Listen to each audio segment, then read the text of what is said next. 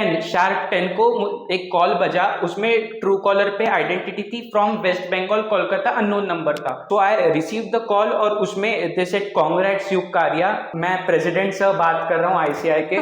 12-12 घंटे दिन में बस इफेक्टिव स्टडीज। फाउंडेशन में मुझे 367 मार्क्स थे, मतलब ऐसा सर्कल था जो बैक बेंचर्स के साथ में थोड़ा रहने लग गया, तो 6-7 में मेरे ग्रेड्स थोड़े कम हो गए। Never ever skip your modules because module का कंटेंट इज नेक्स्ट लेवल। तो रोज इतने डाउट्स क्लियर होते थे और इतने नए डाउट्स बनते थे कि बहुत मजा आता था। तो पढ़ने में मजा आता था। तो फ्रेंड सर्कल ऐसा होना चाहिए कि जो आपकी पढ़ाई में हेल्प करे।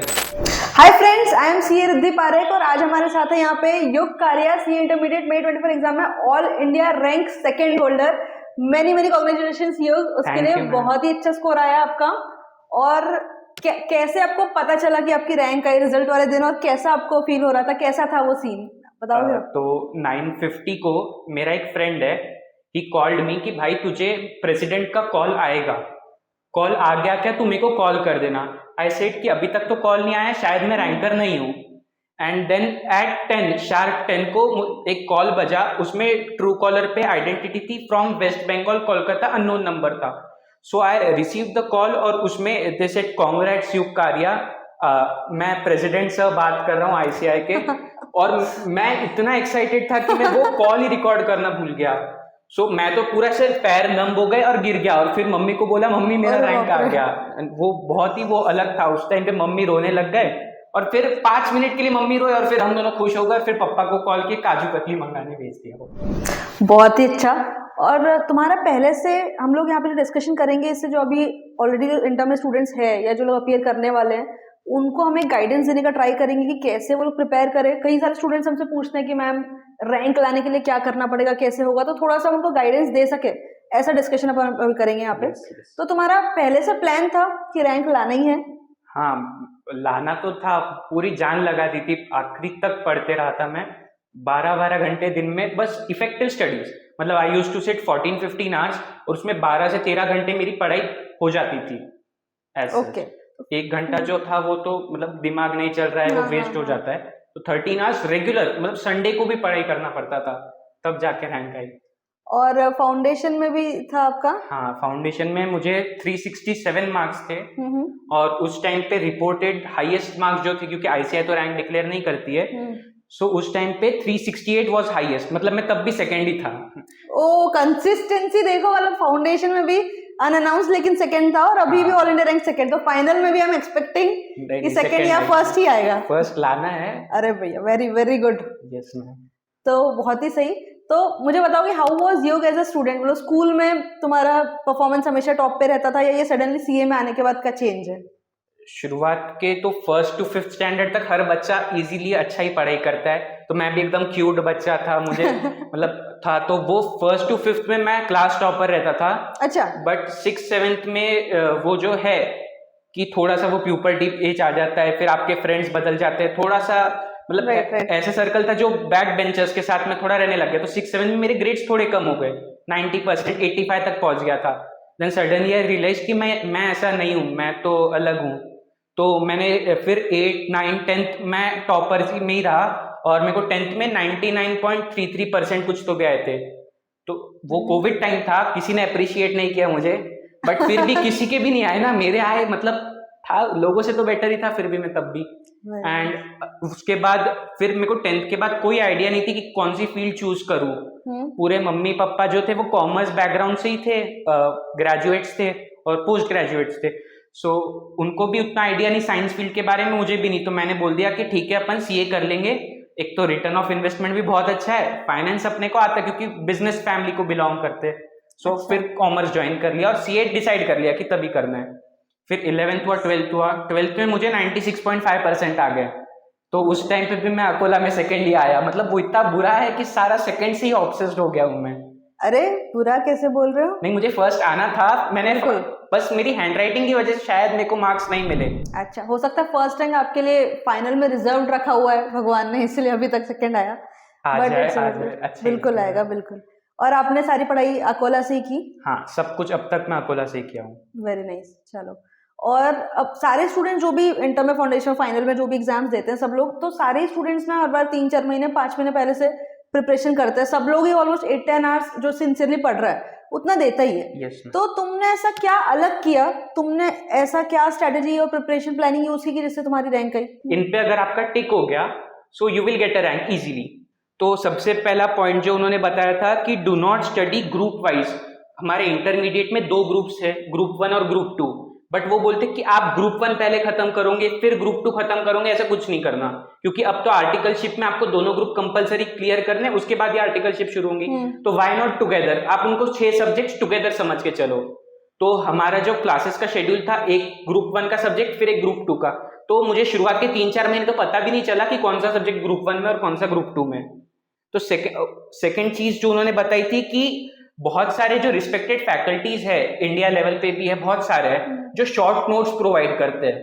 तो जो स्टूडेंट्स होते हैं जनरली वो क्या करते हैं कि मॉड्यूल स्किप कर देते हैं और वो शॉर्ट नोट्स की तरफ चलते हैं और शॉर्ट नोट्स ही पढ़ते हैं, बट ये कभी नहीं करना चाहिए। तो never ever skip your modules, because module का कंटेंट इज नेक्स्ट लेवल और वो नोट्स शायद ही काम आएंगे आपको, क्योंकि मॉड्यूल एटलीस्ट 1 टाइम रीड करो फिर नोट्स से पढ़ो। अच्छा, तीसरी चीज जो उन्होंने बताई थी कि मोबाइल छोड़ दो और सोशल मीडिया छोड़ दो। तो मेरा जो मोबाइल है वो अभी कुछ रिसेंटली 1 महीना भी बहुत दूर, 15-16 दिन पहले ही मेरा मोबाइल आया है, तो मैंने मोबाइल छोड़ दिया था। मैं सोशल मीडिया पे तो अभी भी नहीं और आगे भी नहीं रहूंगा कभी। फिर उन्होंने बोला था कि कोई भी टॉपिक जो रहता है कोई भी स्किप नहीं करना। बहुत सारे स्टूडेंट्स क्या करते हैं कि कोई टफ टॉपिक है, जैसे कि अकाउंट्स में अमालगमेशन हो गया, कंसोलिडेशन हो गया, ये टफ टॉपिक्स है, तो वो बोलते कि इसको छोड़ देंगे, हम ऑप्शन में निकाल देंगे, बट ऐसा नहीं है, कोई भी टॉपिक छोड़ना नहीं चाहिए। बहुत टाइम मिलता है स्टडीज करने को, 9-9, 10-10 महीने इंटर के लिए प्रिपरेशन के लिए मिलते हैं, तो उसमें छोड़ने की तो ऐसा नीड ही नहीं आनी चाहिए, तो कभी टॉपिक नहीं छोड़ना चाहिए। फिर रोज इफेक्टिव 12 आवर्स ऑफ स्टडी होनी चाहिए। उसके लिए आपको कितना बैठना पड़े वो आपके कॉन्सेंट्रेशन पे डिपेंड करता। कोई 14 घंटे बैठता, 15 घंटे बैठता और 12 घंटे की ही पढ़ाई होती। तो ये आपको यहाँ पे सबसे ज्यादा ध्यान रखना है। उसके बाद आपका जो फोकस कंटेंट, जो क्वेश्चन बैंक्स है, वो कहाँ से उठा सकते हैं आप। तो प्रीवियस ईयर क्वेश्चंस, आरटीपीस और एमटीपीस सिंस May 17 के अटेम्प्ट, जब वो पहले चेंज हुआ था May 17 पे न्यू आया था, तो तब से लेकर अब तक का जितना भी मटेरियल है आपके पास वो सारा क्वेश्चन बैंक।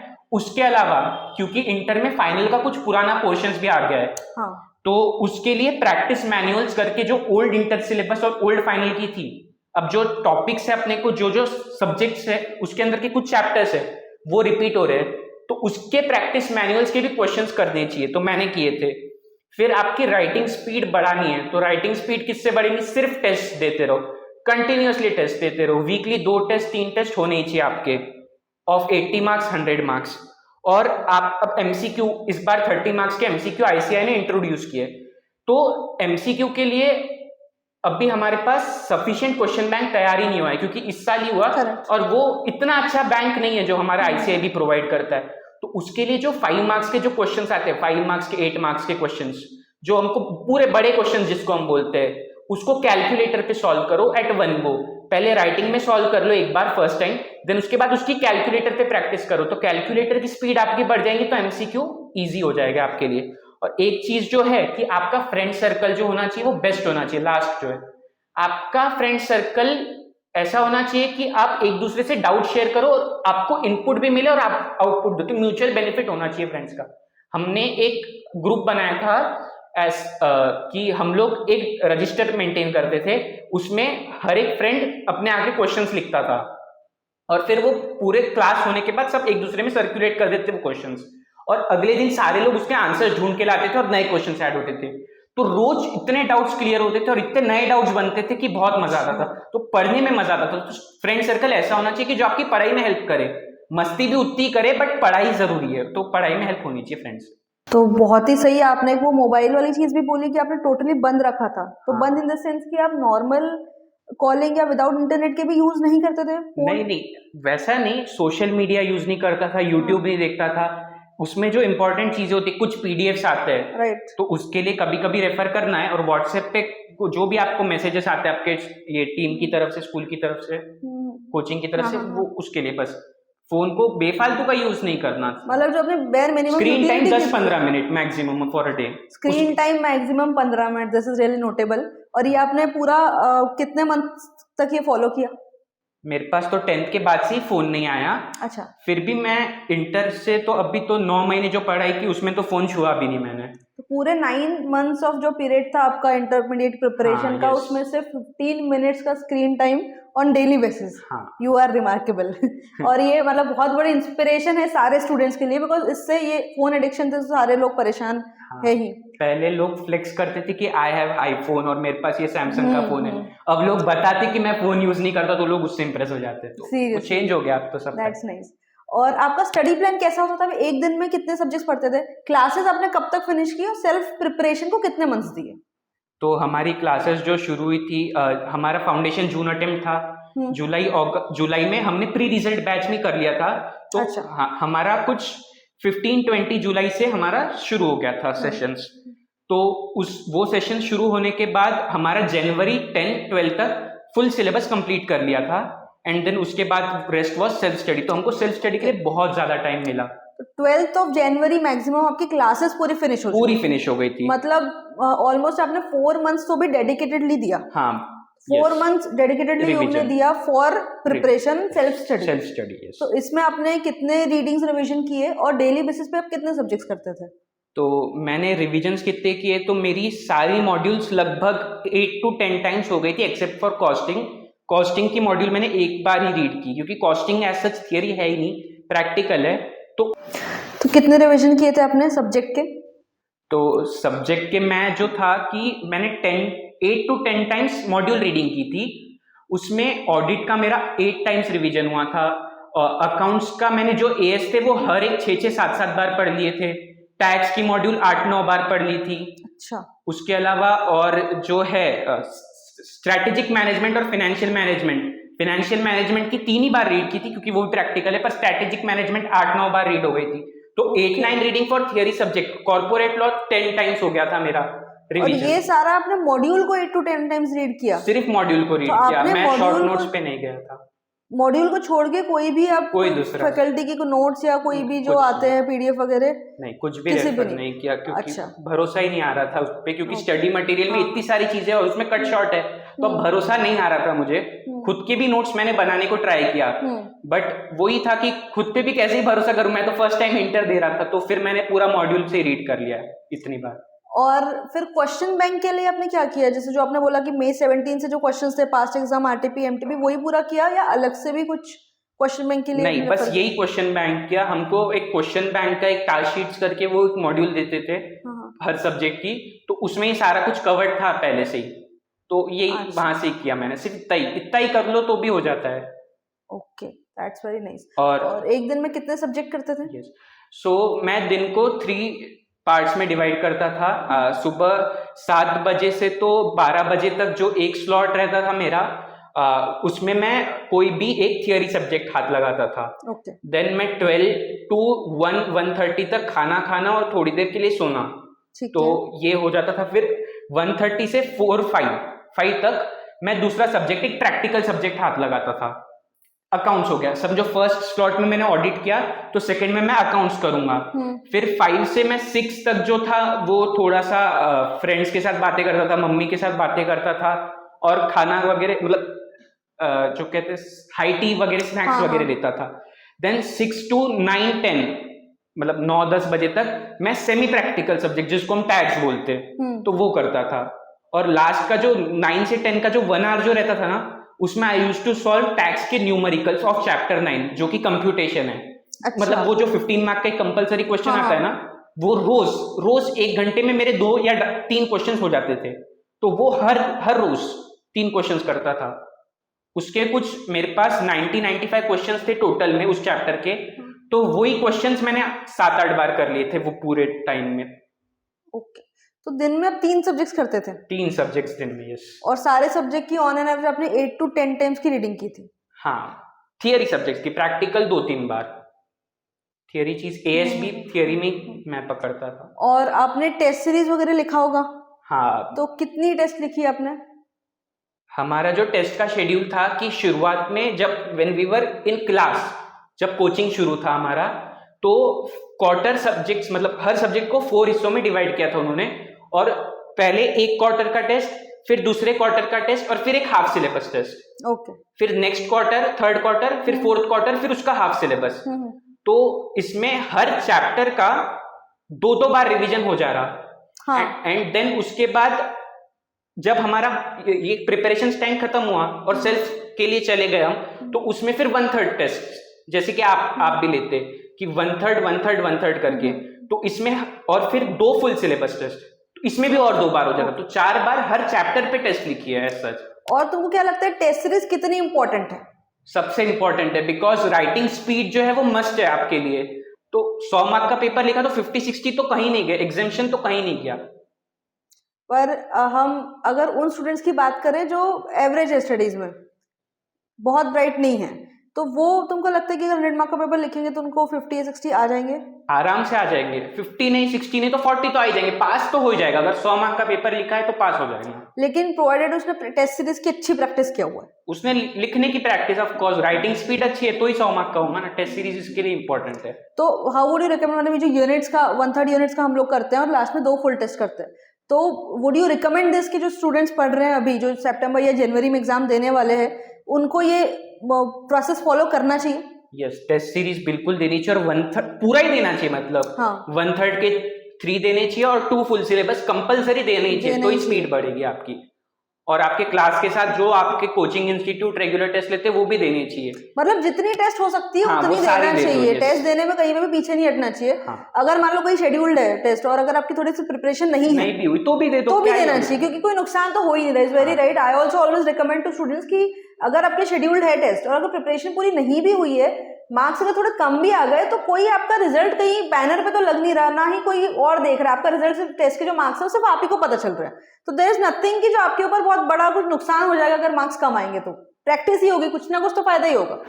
तो तुमने पूरी प्लानिंग की हुई होगी लास्ट के 4 मंथ जो सेल्फ स्टडी के लिए मिले, तो कितना टाइम किस सब्जेक्ट को देना है, डेली बेसिस पे क्या तुम्हारा टारगेट होना चाहिए, ऐसी प्लानिंग की हुई थी? हाँ, ये डेली बेसिस की थी। पूरा 4 मंथ्स तो एक साथ प्रेडिक्ट नहीं होता है, करेक्ट, क्योंकि 2-3 दिन आपको कहीं आप बीमार पड़ गए या हाँ। आपको कहीं शादी में जाना है या फैमिली का कुछ तो भी इशू है कि आप आज पापा की तबीयत खराब है तो आप दुकान चले जाओ एक दिन, करेक्ट। तो वो उस तरीके प्रेडिक्ट 4 मंथ्स का नहीं किया, बट डेली हाँ शुरुआत होती 6 बजे मैं उठता हूँ, तो 6 to 6:15 6:20 तक मैं पूरे दिन के अंदर सब्जेक्ट के साथ लिखता था कि अच्छा। शुरुआत के स्लॉट में मेरे को ये चैप्टर ये सब्जेक्ट करना है सबसे पहले, और इसके इतने चैप्टर्स तो भी होने चाहिए मेरे। ओके, तो डेली मॉर्निंग में फाइनल करते थे, मतलब डेली बेसिस का आपके पास प्लान रेडी रहता था? डेली बेसिस पे लिख देता था। तो हम लोग भी जो मेंटरशिप प्लान बनाते हैं उसमें हम लोग वीकली प्लान देते हैं विद डेली टारगेट्स। तो इसी तरीके से कि आप भी ये बोल रहे हो कि शॉर्ट टर्म प्लान थोड़ा सा बेटर रहता है, बिकॉज लॉन्ग टर्म प्रेडिक्ट नहीं कर पाते कि पूरे 4 मंथ्स कैसे रहेंगे, राइट?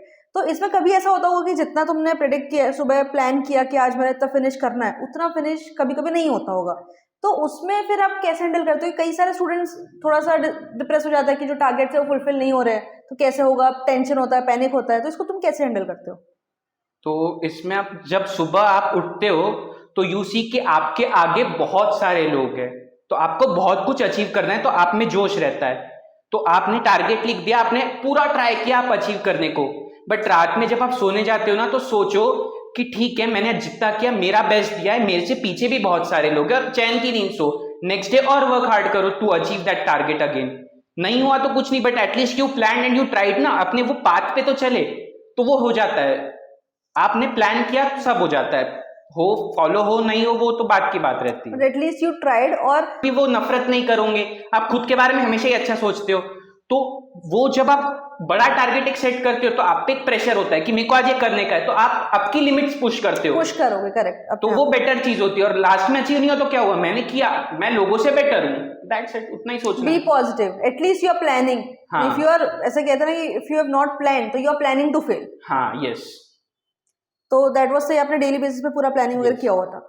और लास्ट में जो एग्जाम का जो गैप होता है 1.5 डे का, वो बहुत क्रूशियल होता है, है ना? तो कई सारे स्टूडेंट्स होते हैं जो रेगुलर बेसिस पे तो अच्छा पढ़ते हैं, उन्होंने सिलेबस भी अच्छा कवरेज किया, सब कुछ अच्छे से पढ़ा, बट क्योंकि वो 1.5 डे में पूरा कवर नहीं कर पाई या उसका प्लानिंग नहीं किया हुआ था पहले से, इसके कारण वो थोड़ा कहीं ना कहीं फ्लंक कर जाते हैं। तो आपने कैसे प्लान किया था 1.5 डे के रिविजन को? मैं तो बहुत लकी था कि मेरा इलेक्शन ईयर में पेपर आ गए, तो 2-2 3-3 दिन के भी गैप कुछ पेपर्स में मिले। जो टफ पेपर है, टैक्स का एक टफ पेपर माना जाता है, इस बार इजी आया बट माना जाता है। ऑडिट का जो है टफ पेपर है, उसमें 2-3 दिन के बल्कि गैप मिले थे मुझे। सिर्फ 1.5 डे का जो गैप था मेरे को एक ही नहीं 2 सब्जेक्ट में, कॉस्टिंग में था एंड एक कॉर्पोरेट लॉ में था। तो ये दोनों भी बड़े ही सब्जेक्ट्स है, बाकी सब में मुझे बहुत सफिशिएंट टाइम मिला था। बट ये 1.5 दिन मैंने ये 2 सब्जेक्ट में कैसे मैनेज किया, तो कॉर्पोरेट लॉ जो सब्जेक्ट है वो तो मैंने पूरे साल भर पढ़ा था।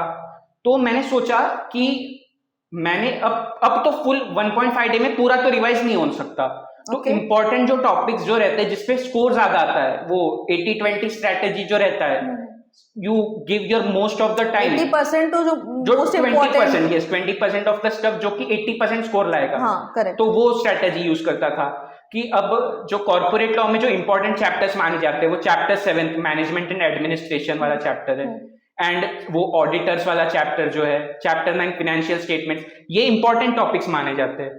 तो ये टॉपिक्स को मैक्सिमम टाइम अलॉट किया था, एंड फिर मैंने बाकी जो था उसको सिर्फ ओवरलुक किया, क्योंकि पूरे साल भर पढ़ा है तो इतना तो भरोसा था कि कुछ तो याद आ ही जाएगा पेपर में। तो ये आपने पहले से प्लान किया हुआ था कि मैं इसी तरीके से करूंगा 1.5 डे में। तो मतलब वो एग्जाम के जो गैप की स्ट्रेटेजी है वो बहुत ज्यादा इंपॉर्टेंट है, बिकॉज नहीं पता तो उस टाइम में पूरा ये करूँ वो करूँ ऐसे डिस्टर्ब हो जाते हैं, और अल्टीमेटली वो उसका जितना आउटपुट आना चाहिए 1 डे गैप का उतना हम ला नहीं पाते। तो 1.5 day strategy is very important. और यस, लास्ट में जो एग्जाम के जो 2 घंटे पहले ना मैं छोड़ देता था पढ़ना, अब नहीं पढ़ूंगा। ओके। और उसके बाद वो 1 घंटा मैं भजन सुनता था और हनुमान चालीसा का पाठ करता था कि कुछ तो अच्छा हो जाए, भगवान ही अच्छा कर देंगे। और लास्ट का जो 1 घंटा रहता था मैं उसमें सो जाता था, और एग्जाम में जाने से पहले सिर्फ नींबू पानी पी के जाता था। मैं खाना नहीं खाता था उस टाइम पर, क्योंकि खाना खाने के बाद नींद जैसा लगता। यस, तो फिर उस तरीके से करता था। नाइस। तो सब्जेक्ट वाइज अगर हम बात करें तो अकाउंट्स के लिए आपका सब्जेक्ट वाइज आपका स्कोर क्या था, और उसके लिए क्या 2-3 टिप्स आप देना चाहोगे स्टूडेंट्स को जो अभी अपीयर करने वाले हैं, जिससे जिनको एग्जामिनेशन लाना है या जिसको रैंक स्कोर करना है तो वो कर सके जो आपने किया था? अकाउंट्स में मेरा स्कोर जो था वो 99 मार्क्स था। 99 इन अकाउंट्स? हाँ, यस। तो मेरा जो स्ट्रैटेजी था कि नेवर लीव अ टॉपिक, कोई भी टॉपिक छोड़ना ही नहीं चाहिए। ओके। तो मैंने कोई भी टॉपिक नहीं छोड़ा, मैंने सारे एएस भी कवर किए, और मैंने सारे जो प्रैक्टिकल मॉड्यूल 3 के जो चैप्टर्स थे वो भी कवर किए। उसमें अब जो पेपर निकला था ना, उसमें कंसोलिडेशन भी था, अमालगमेशन भी था, और इंटरनल रिकंस्ट्रक्शन भी था। लोग क्या करते हैं कि ये दो टॉपिक छोड़ देते हैं और उसकी जगह कोई नया टास्क यस करते हैं। तो मैंने ये डिफिकल्ट वाली कर लिए, क्योंकि एक ही क्वेश्चन है और यू गेट 15 मार्क्स, और जो इजी वाले रहते हैं वो 5 मार्क्स के ईच रहते। तो you solve 3 questions for 15 marks और 1 क्वेश्चन फॉर 15 मार्क्स, वो आपका चॉइस है। तो मैंने टफ वाला पार्ट लिया कि एक ही क्वेश्चन करूंगा, उसको अच्छे से करूंगा। एक बार जब फ्लो बैठता है ना लिखते लिखते, तो वो 10 मिनट में क्वेश्चन कंप्लीट हो जाता है। और आप वो 3 क्वेश्चन करोगे 5-5 मार्क के, तो वो 7-8 मिनट हर क्वेश्चन को देना पड़ता है। तो दैट वे टाइम मैनेजमेंट की बहुत अच्छी टिप है ये। यस। और उसके बाद जो एएस थे, कुछ एएस मैंने बेर पढ़े, एएस 19 है, एएस 2 है, कि जहां पे थोड़ा सा मुझे शुरुआत में अलग लग रहा था, क्योंकि इंटर में आने के बाद सब नया ही लगता है। तो यहाँ पे मैंने शुरुआत में बेर एएस पढ़े, बट फिर मुझे धीरे धीरे रियलाइज हो गया कि अपना module is more than sufficient, इससे ज्यादा कुछ जरूरत ही नहीं है पढ़ने की। तो फिर पूरा मैंने मॉड्यूल ही पढ़ा। एएस की रीडिंग कम से कम 7-8 बार करनी चाहिए, उसके सिवा अकाउंट्स का नहीं होता है। एंड देन कॉर्पोरेट लॉ में मेरा स्कोर थोड़ा सा कम आया, 63 मार्क्स आए मुझे। ठीक है, एग्जामिशन है, बुरा है तो कुछ नहीं कर सकते, बट फिर भी कॉर्पोरेट लॉ की मैंने बहुत पढ़ाई की थी, आखिरी तक मैं पढ़ते ही रहा था उसको। मैंने 8-10 रीडिंग की, ठीक है, स्कोर खराब आया, कुछ नहीं कर सकते। टैक्स में मेरा स्कोर रीजनेबली गुड था, 83 मार्क्स आए मुझे। और मुझे जो लोगों स्टूडेंट्स की जो चीज खराब लगती है ना टैक्स में, मेरे कुछ फ्रेंड्स भी करते थे कि they will score in GST, बोलते थे I will score in GST, और डायरेक्ट टैक्स में छोड़ देता हूँ, उतना ठीक कर लूंगा। तो मैं 50-50 5 मार्क्स ही प्लान करते। वो मुझे लगता है कि भाई तू 60 मार्क्स क्यों नहीं प्लान करता, दोनों में 30-30 ला ले। Direct tax is not tough, बिल्कुल टफ नहीं है, बहुत अच्छा है। तो आपको डायरेक्ट टैक्स को भी उतना इंपॉर्टेंस देना जितना जीएसटी को दे रहे हो। जनरली स्टूडेंट्स इस चीज में ये करते हैं जो आप बोल रहे हो, क्योंकि जीएसटी थोड़ा सा इजी लगता है कंपैरेटिवली, तो लोग सोचते हैं जीएसटी में स्कोर करें, और because of that direct tax को थोड़ा सा साइड लाइन पे रख देते हैं। हाँ, और डायरेक्ट टैक्स का वो लोग कैसा पढ़ते हैं, फिर वो जो शॉर्ट नोट्स में जो रहता है कि एकदम सिर्फ टैक्स रेट्स पढ़ लिए, कुछ प्रोविजंस पढ़ लिए बस, उनको 80C में 1.5 लाख का डिडक्शन मिलता है ये पता है, पर वो 1.5 लाख के अंदर और क्या क्या चीजें इंक्लूडेड होती है ये नहीं पता, वो ही नहीं पता होता कि क्या क्या चीजें। हाँ वो सिर्फ पीपीएफ देखते हैं तो 80C लिख के डायरेक्ट 1.5 लाख माइनस कर देते हैं। वो हाँ, दूसरी चीज उसमें देखते ही नहीं कि उसमें 10-11 का एग्जामिशन भी तो हो सकता है, एग्जैक्टली। तो वो उसको देखते ही नहीं है। फिर ये टैक्स के लिए। और जीएसटी का किस तरीके से प्रिपरेशन करना, तो जीएसटी में जो शुरुआत के 6 चैप्टर्स है, चैप्टर 1 तो इंट्रोडक्शन है तो उसका इंपॉर्टेंस नहीं, बट चैप्टर 2 जो सप्लाई है, supply, value, place, value of supply, place of supply, time of supply, ये टॉपिक्स को आप आपकी स्ट्रेंथ बना लो, आईटीसी को आप अपनी स्ट्रेंथ बना लो। उसके बाद का तो एसेट्स थियरी है, रजिस्ट्रेशन, रिटर्न्स, ये जो है ये चीजें अभी आपके एग्जामिनेबल कंटेंट ही नहीं है, ये तो प्रैक्टिकल लाइफ में आपको जब रिटर्न भरना है तब काम आएगा। आपको अभी जो फोकस करना है स्टडी के लिए मैक्सिमम वो शुरुआत के 8 चैप्टर्स पे ही करना चाहिए मेरे हिसाब से, तो क्योंकि जो थियरी है थियरी उतना नहीं काम आएगा। तो आपने थियरी वाले जो चैप्टर्स है जो मिसलेनियस में आते हैं, सारे किए, उस पे फोकस नहीं किया हुआ था? किया, उस पे भी बहुत सारा फोकस था। स्टॉप कर दो एक बार। तो आईडीटी में तुमने भी जो थियरी टॉपिक्स है जो थोड़े से मिसलेनियस माने जाते हैं जीएसटी में, उस पे फोकस नहीं किया था? नहीं, मैंने बहुत बार रीड किया, उसको भी 8-8, 9-9 रीडिंग दी, बट वो है कि लास्ट मोमेंट पे उसको फिर से रिवाइज करना ही पड़ता है, उसको भूल ही जाते हैं, और पेपर में उसका वेटेज भी उतना नहीं है। थियरी चीजें वो ज्यादा जीएसटी में प्रेफर नहीं करते, आईटीसी पे बहुत ज्यादा क्वेश्चंस करते, प्लेस ऑफ सप्लाई पे करते, तो आपको वो थोड़ी पूछेंगे कि आपको जीएसटीआर 3B का क्या इंपॉर्टेंस है, जीएसटीआर 1 का क्या इंपॉर्टेंस है, वो लिखो, बिकॉज वो पॉइंट्स है और वो प्रैक्टिकल लाइफ में ज्यादा काम आते हैं, एग्जामिनेबल कंटेंट में नहीं मानते लोग। एग्जाम पर्सपेक्टिव से जो स्टार्टिंग के 7-8 चैप्टर्स है वो ज्यादा क्रिटिकल है, उस पे फोकस बहुत बनाना चाहिए जीएसटी में specially. Yes. Okay, and costing? Costing में you need to solve maximum questions, जितने क्वेश्चंस अलग तरीके के कर सकते हो कर लो, और प्रैक्टिस मैनुअल जो मैंने आपको बोला था कि प्रैक्टिस मैनुअल जो है वो बहुत ज्यादा हेल्पफुल है, क्योंकि उसमें ओल्ड सिलेबस का जो कवरेज है उसमें अच्छे क्वेश्चंस भी थे बहुत सारे। करेक्ट। ये मई 2017 से जो क्वेश्चंस मैंने बोले थे, पीवाईक्यूज, आरटीपीज और एमटीपीज, इसके अलावा प्रैक्टिस मैनुअल में और भी टफ लेवल के क्वेश्चंस है, तो वो जितने मैक्सिमम कॉस्टिंग में क्वेश्चंस कवर करो उतना बेटर होता है। मतलब वैरायटी ज्यादा ढूंढनी है क्वेश्चन सॉल्व करने में। हाँ, यस। और तुमने भी वो किया था कि रिवीजन के टाइम पे क्वेश्चन सिलेक्ट कर लो, इसमें से कौन कौन से रिवीजन में करने हैं। यस, तो फर्स्ट टाइम जब आप सॉल्व करते हो तो आप सारे क्वेश्चंस करोगे, सेकंड टाइम जब आप करोगे तो कुछ इंपॉर्टेंट क्वेश्चंस भी मार्क करो, बचे हुए काट दो, मतलब जो दूसरी बार नहीं देखने वालों कट करो, थर्ड रीडिंग में और उसको सॉर्ट करते जाओ, फोर्थ, फिफ्थ, सिक्स्थ में इतने हो जाएंगे कि मेरे जब लास्ट में मैं एग्जाम देने वाला था तो हर चैप्टर से हार्डली 7-8 क्वेश्चन थे मेरे पास देखने के लिए। क्वेश्चंस की शॉर्ट लिस्टिंग बहुत इंपॉर्टेंट है, बिकॉज अच्छा खासा क्वेश्चन बैंक होना चाहिए और उसमें लास्ट में कितना पढ़ना है एग्जाम के पहले वो पता होना चाहिए। तो फर्स्ट रीडिंग में सारे करो, फिर कट शॉर्ट करते करते एकदम जो बहुत इंपॉर्टेंट वाले उतने ही कवर करो। ओके, एंड उसके बाद एफएमएसएम में मेरा स्कोर था, मैं कॉस्टिंग का स्कोर नहीं बताया, कॉस्टिंग में मुझे 97 मार्क्स थे, एफएमएसएम में मुझे 89 मार्क्स आए। एफएम में भी वही है कि मैक्सिमम आप सिर्फ क्वेश्चंस पे फोकस करो, क्योंकि एफएम में भी प्रैक्टिस मैनुअल बहुत इंपॉर्टेंट है। कॉस्टिंग और एफएम जो है वो क्वेश्चंस के ऊपर ही पूरा बेस्ड रहता है, बट जो स्ट्रेटेजिक मैनेजमेंट है उसकी मॉड्यूल रीडिंग बहुत ज्यादा मस्ट है, बहुत ज्यादा मस्ट है। स्ट्रेटेजिक मैनेजमेंट, यस, उसकी भी 7-8 बार रीड होनी चाहिए और बहुत छोटी मॉड्यूल है। हाँ। तो आपको 50 मार्क्स के लिए अगर वो 5 चैप्टर्स करने हैं, इतनी पतली सी बुक है, तो वो बहुत ज्यादा परवड़ता है ऑप्शन कि आप इतनी बड़ी बड़ी वो टैक्स की 2 मॉड्यूल रीड करते हो, तब आपको 50 मार्क्स मिलते हैं। स्ट्रेटेजिक मैनेजमेंट की इतनी सी बुक है, उसको 1 बार 2 बार रीड कर लो एटलीस्ट, कुछ तो मार्क्स बन जाएंगे वहां पे।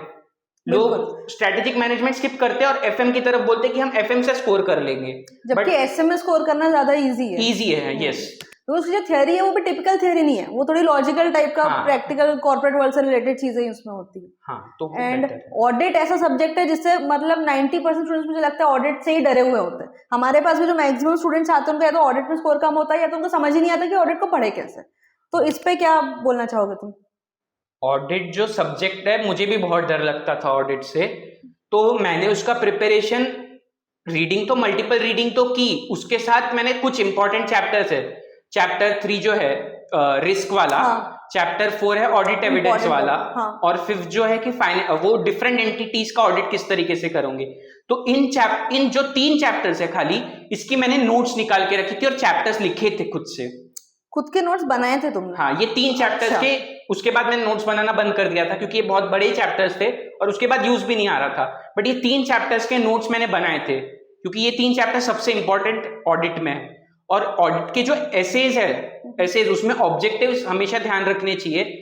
और कुछ लोग करते हैं कि ऑडिट की जो मॉड्यूल है उसमें कुछ ब्लैक पोर्शंस में कुछ पॉइंटर्स दिए हुए, मतलब ऐसे ब्लैक हाईलाइट है, ब्लैक एंड व्हाइट मॉड्यूल से तो ब्लैक हाईलाइट है और उसमें कुछ पॉइंटर्स दिए हुए, तो उनको लगता है कि ये नॉट एग्जामिनेबल है, बट उसमें से ही इस बार सारे क्वेश्चंस आए थे।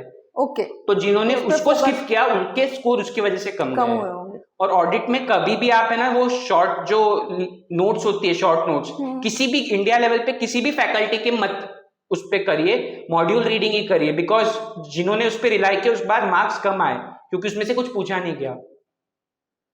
राइट तो बहुत ज्यादा अच्छे इनपुट्स मिले हमको यश से, और ये भी बहुत नोटेबल कि उन्होंने जैसे मोबाइल टोटली बंद कर दिया था, 10 to 15 मिनट्स की screen time, first important thing. Second important thing कि आईसीएम मॉड्यूल की रीडिंग जो है बहुत ज्यादा इंपॉर्टेंट है, and I am telling you maximum students इस चीज को स्किप करते हैं, बिकॉज सबके पास शॉर्ट नोट्स होते हैं या तो फैकल्टी के जो भी नोट्स होते हैं, तो मॉड्यूल की तरफ कोई देखता ही नहीं है। और रैंक स्कोर करने में और जिन्हें रैंक स्कोर नहीं किया उसमें जो डिफरेंसेस होते हैं, उसमें ये one of the major difference है कि मॉड्यूल्स को इन्होंने कम से कम सारे सब्जेक्ट्स में 8 से 10 बार रीड किया था। और थर्ड, आपने टेस्ट सीरीज बहुत ज्यादा लिखी, मल्टीपल टेस्ट लिखी, तो ऐसा भी नहीं कि आपको सिर्फ 1 राउंड लिखना है या 2 राउंड लिखना है। मतलब कुछ स्टूडेंट्स का माइंडसेट रहता है कि एक बार एमटीपीस लिख दिए तो हो गया, तो दैट इज नॉट सफिशिएंट। और एक चीज जो युग ने की थी कि स्टार्टिंग से लेकर एंड तक पूरी की पूरी प्रिपरेशन विथ टेस्ट होनी चाहिए। मेजॉरिटी स्टूडेंट्स ये भी करते हैं कि टेस्ट को एंड के लिए रखते हैं कि जब हमारा प्रिपरेशन पूरा हो जाएगा, पूरी सब्जेक्ट की प्रिपरेशन हो जाएगी, तो आखिर का 1 महीना जो बचेगा उसमें टेस्ट लिखेंगे। तो ये चीज आपने नहीं की थी। आपने स्टार्टिंग से लेकर जितना पोर्शन वाइज या चैप्टर वाइज जैसे होता होगा, जितना प्रिपेयर होता जा रहा है उसकी टेस्ट लिखते जाओ, बिकॉज ये करोगे तभी आप पेपर को 100 मार्क्स का अटेम्प्ट कर पाओगे। अदरवाइज आप पढ़ाई कितने भी कर लो, पूरा अटेम्प्ट नहीं होगा अच्छे से, आपको पता नहीं चलेगा कि आपका एग्जीक्यूशन कैसा हो रहा है, तो उससे स्कोर मतलब जो है वो थोड़ा सा बिगड़ जाएगा। तो बहुत अच्छे इनपुट्स मिले Yash, Yug, very nice, and it was very nice, really nice to meet you, and thank you very much. Thank you ma'am. Actually उस समय मैं शॉप पे था और कुछ दिनों से स्ट्रेस चल रहा था, क्योंकि भाई थोड़ा सा एक सेकंड पेपर में गड़बड़ करके आया था। गड़बड़ इन द सेंस उसमें टेंशन ले रहा था पेपर के अंदर ही। तो एक फियर था कि साला कहीं रिजल्ट उसको जो चाहिए उससे थोड़ा कम ना आ जाए। पर जैसे ही इसका मुझे फोन बजा कि पापा, फोन पे डायरेक्टली क्या बोले गया, पापा काजू कतली के बॉक्स लाओ, ये लाओ, वो लाओ, ये नहीं बता रहा है कि रिजल्ट क्या है। फिर बोले पापा बोले मैं ऑलरेडी सेकेंड या 2 बोले। मैं शॉप पे अकेला था। मेरा शॉप का जो रहता है, मुझे ओपनिंग करने में काफी समय लगता है, आधा काम हुआ नहीं था, मेरी शॉप ओपन ही नहीं हो पा रही थी उस दिन। और मुझे इतना एक्साइटेड हो गया मैं कि लिटरली मुझे वॉमिटिंग हुई। उस लेवल का एक्साइटमेंट मेरा बढ़ गया था। मैं सोच नहीं पा रहा था कि मुझे क्या करना है क्या नहीं करना। मैं एकदम दम हो गया था, नम हो गया था बिल्कुल। फिर मेरे पापा है मैं पापा को बोला मैं शॉप पे बैठने की मेरी ताकत नहीं है, मुझे गाड़ी उठा दो, मुझे मेरे लड़के के पास जाना है। बोले क्या हुआ? फिर अभी ये भी मैं पूछूँ, आपको घर पे फोन करके बताऊंगा। उसको गले हक किया, फिर थोड़ी शांति हुई, फिर मेरे को लगा हाँ अब। फिर मैंने पापा को बता कि ये AR2 हुआ। उस लेवल का एक्साइटमेंट था कि मैं जो बता भी नहीं सकता शब्दों में। बहुत ही सही, चलो बहुत ही अच्छा, and very proud of you.